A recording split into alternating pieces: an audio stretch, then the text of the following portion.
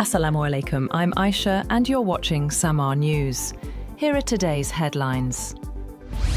Iran has warned the United States that it will retaliate against any attack. Iran's parliament speaker, Mohammad Bakr Kalibaf, said Tehran would strike back against Israel and U.S. military bases in the region if Washington launches any military action. The warning comes as Israel remains on high alert amid concerns of a possible U.S. intervention linked to ongoing nationwide protests in Iran. Israel has been placed on high alert amid concerns over a possible U.S. intervention in Iran. According to Israeli sources, the alert comes as Iranian authorities face their largest anti-government protests in years. US President Donald Trump has repeatedly warned Iran's leadership against using force on demonstrators and said the United States stands ready to help.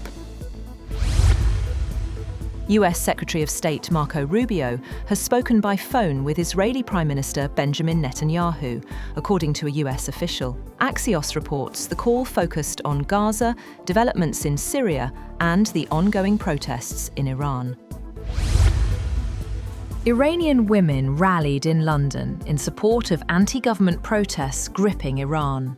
Around 100 people gathered near Downing Street, with a larger crowd protesting outside the Iranian embassy.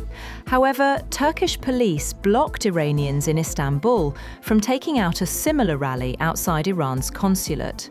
Authorities said the demonstration was banned, forcing the group to relocate to a nearby coffee shop to read a statement and chant slogans backing exiled royal Reza Pahlavi. Police later dispersed the group as tensions flared, with protesters urging Turkiye to support Iranians facing deadly crackdowns.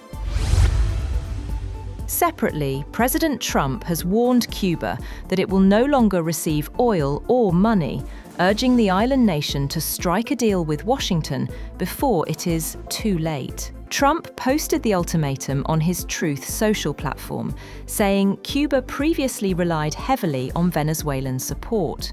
US intelligence assessments describe Cuba's economic and political situation as grim, but offer no clear backing for Trump's prediction that the government is on the brink of collapse. Dar Global and the Trump Organization have announced plans for major luxury developments in Saudi Arabia. Dar Global's chief executive, Ziad El-Char, said the company will launch 2 Trump-branded projects in Riyadh and Jeddah, with a combined value of $10 billion. In Riyadh, the developments will include a Trump National Golf Course and a Trump International Hotel in Diriyah, a large-scale project on the western edge of the capital. In Jeddah, plans include mixed-use office and residential properties under the name Trump Plaza. Germany's finance minister says international law applies to all countries, including the United States. The finance minister and vice-chancellor Lars Klingbeil was responding to US President Donald Trump's comments about seizing Greenland. Klingbeil said decisions about Greenland's future rest solely with Denmark and Greenland, stressing that territorial sovereignty and integrity must be respected. He made the remarks ahead of his departure to Washington for a meeting of finance ministers from the Group of 7 economies.